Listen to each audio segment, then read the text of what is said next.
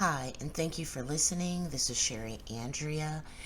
You can find me at sherryspeaks.com.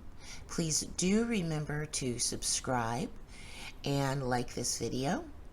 If you're looking for a way to make donations, you can find that at sherryspeaks.com on the navigation menu where it says donate. And on that page, there are several different ways to donate: PayPal, Venmo, Cash App, and also directly with your credit or debit card.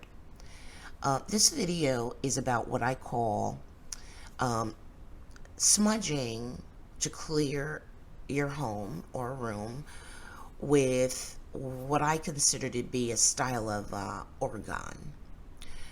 If you don't know what orgone or orgonite is, you can look that up online. But it's one of the strongest methods for not only clearing, but also for producing pure light force energy. Life force energy. It's this type of clearing is way more effective than sage, than using sage. I've used it many times. With sage, what I usually find is that often with tougher forms of negative energy, that I could sage my whole house very well, very thoroughly, and it's still not clear all the negative energy, which would also cause me to have to sage the house or room 2 times or multiple times. I've also heard this from other people. I've heard them say, "Oh, I saged the room twice." Sage is great, but not as effective. Also, the other thing is, there are some people that really do not like the smell of sage. For one, my child did not like the smell of sage. It really bothered him. Using a different method that's more effective also resolves that problem. Okay, before I get started telling you how to do this, and it's very simple, I want to give a disclaimer. I will not be responsible if you set your house on fire, set your sofa on fire, set your dog on fire, set your carpet on fire, set your own hair on fire. You have to be very careful using this method. It's also best if maybe you do it when there's not a lot of children around. If you have children, if you're, maybe do it while your children are at school. So that's my disclaimer, that I will not be held responsible if you're not careful and you set your house on fire. Okay, let's get started. First of all, let's talk about what you'll need. It's very simple. You probably have these things on hand already. First of all, a large skillet. I use one that is an old skillet that I have. Like, if you have an old skillet, don't throw it away. You could use it for arts and crafts, different things like this. It's not that you won't want to eat out of it after you do this, because we're just using simple products. So a large skillet, then also sea salt. You don't need to buy any special sea salt. I hear sometimes a lot of people saying, "Oh, I'm going to buy Himalayan sea salt." Okay, sea salt, because salt period is very antiseptic to negative energy and negative entities. But this isn't a matter of different types of salts are better in this case. No, it's salt period. So just regular sea salt, so it doesn't matter whether you get it from the grocery store or the dollar store. It doesn't matter whether it's coarse or fine. Whatever you happen to be able to get your hands on is fine. I would recommend for this that you buy the least expensive one. Okay, the next thing you're going to need is basic rubbing alcohol, isopropyl alcohol, which often, again, you can find at the dollar store, and that's what I'd recommend. It doesn't really matter whether it's they have the clear one, and they also have that one that's like a green color.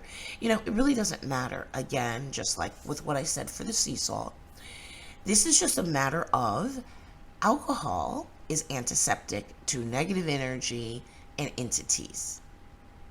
So in this case, alcohol is alcohol. You don't have to buy special kind, special percentage of isopropyl alcohol, just alcohol. Let's keep this simple. Let's not complicate it. And of course, a lighter. A lighter matches. A lighter is a little bit safer and easier to use. Even better if you have one of those grill lighters that are long, because you'll have a less chance of like burning your thumb when you go to try to put it down in the skillet to light this, like I'm going to explain. Um, that's really all you need. Okay, so now I prepare this in the kitchen just because it's safer to prepare it and light it in the kitchen. If something goes wrong, like I've used, like the very first time I did this, I used a little bit too much alcohol and I had this huge flame. If something goes wrong and you need to quickly put it out, preparing this in the kitchen makes it easier, because then all you have to do is just sit the skillet in the sink and run water in it to put the flame out. Um,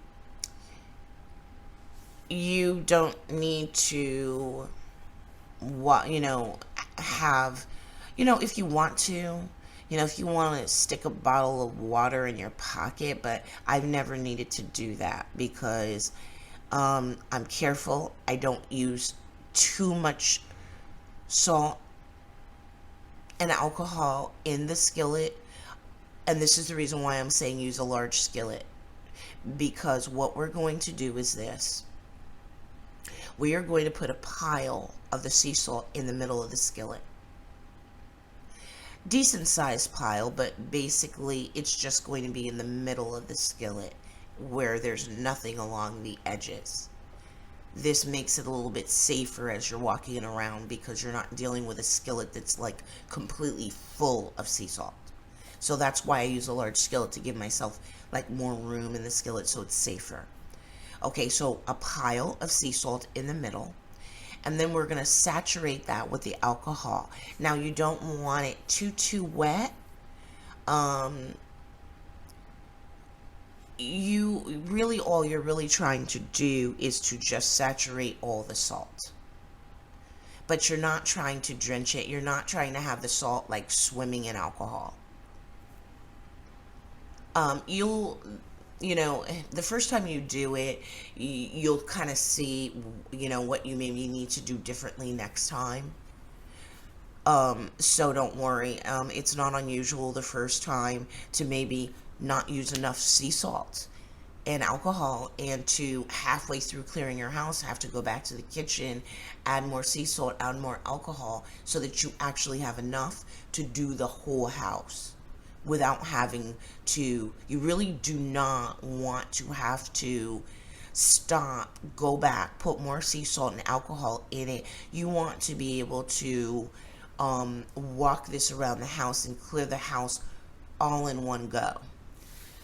Okay, so now after you've saturated the sea salt, we are going to light it. You light it with the lighter, and you're going to notice you have this beautiful flame that has a lot of blue. It's going to have a lot of blue in it. Okay, once, you give it a second to get going good, before you start walking this around your house. Okay. Now, what you're going to do is, for those of you who are used to saging, some of these tips you may have never heard. Normally, you're supposed to start at the front door. I don't start at the front door because I normally come into the house through the garage. So I start out in the garage. So I go out in the garage and I start at the garage door at the frontmost left part, left corner. Now, here's the thing. We are going to walk this around our whole house counterclockwise. Now, I know you've read some instructions for saging that says clockwise and some that says counterclockwise. The simple explanation for why that is because when you are trying to get rid of negative energy, you go counterclockwise. When you're trying to bring in fresh new energy, you go clockwise. So in this case, We would usually use this method if we're trying to get rid of something really negative, heavy, nasty that's literally interacting back with us in our environment. Meaning, you walk into a room and that negative energy that's in there is literally poking you. Like, literally, you feel it poke you in your side, poke you in your leg, poke you in the back of the neck. Literally, this energy that is very negative and literally interacts with you almost like it's fighting you back or something.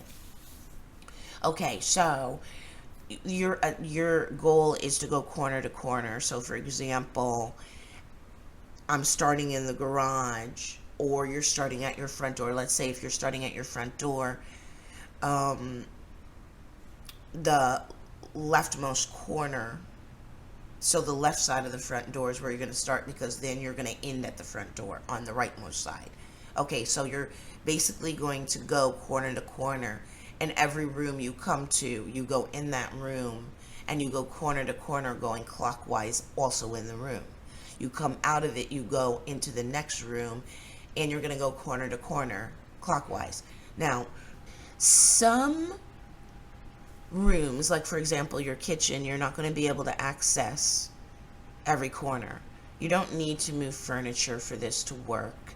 You come as close to the corner as you can. So if you've got a refrigerator that's sitting in a corner, you don't have to worry as close as you come to the corner. So really, you're probably going to end up standing more in front of the refrigerator near the corner.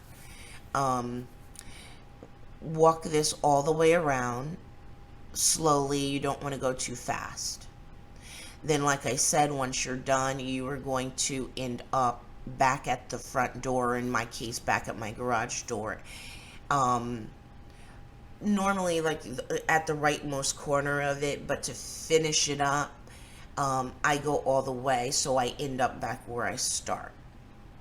So I'm going to end up ending at the leftmost corner anyway. So I would also recommend that before you get started with this, go ahead and open like all the doors of your house. I don't normally do, pantries, closets. I don't normally do them unless they're like room size. I don't normally do my closet where my clothes are, because even though it's a walk-in closet, we are using a flame here, and it's better to be safe than sorry. You've got a lot of clothes hanging in the closet, so it's best to avoid things where you've got things hanging and you could accidentally catch them on fire. Don't worry that you're skipping closets and stuff. This is going to be very, very effective. It's going to work for you. Also, you will do bathrooms, but sometimes bathrooms are small, so you're accessing the corners as best you can. But it'll be effective, don't worry.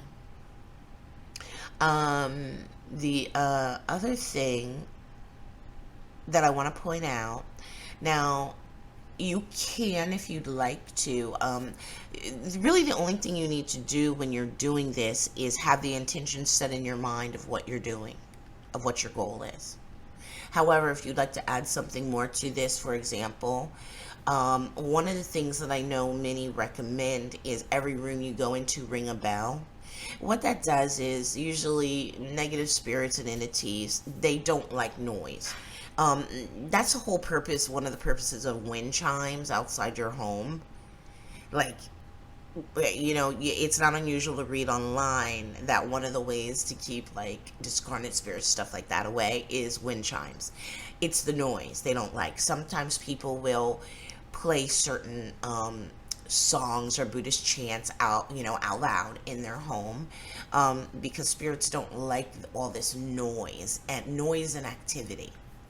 So some people do have a bell, or something that makes sound like a bell, small wind chimes, and when they go into the room, they'll ring it. It's almost like the concept of that is almost like saying to bring them out from hiding. some negative spirits that are just hanging around to suck off your energy are kind of not, they're kind of like, they're in your house, but they're trying not to be noticed because they don't want you to get rid of them. So it's almost like they're kind of passively hiding in corners and things. And I know for some of you, you're just like, what? This sounds crazy what she's talking about. Yeah, but if you've had enough experience like I have helping people uh, um, fight psychic and spiritual attacks and helping people get rid of negative entities in their home, then this will not, what the things I'm saying won't seem odd to you. For those of you that don't have a lot of knowledge or experience about that, yeah, some of what I'm saying is like, whoa. But um, the other thing that you can also do is after you, like, as you go around, like, and ring some bell or something in every room, right before you go to do it, is you can chant a prayer, a decree, or a mantra. Um, like I said, it's not absolutely necessary. I don't usually do that, but there are many people that like to do that. Um, you could try different things and see how it works for you, how you like it.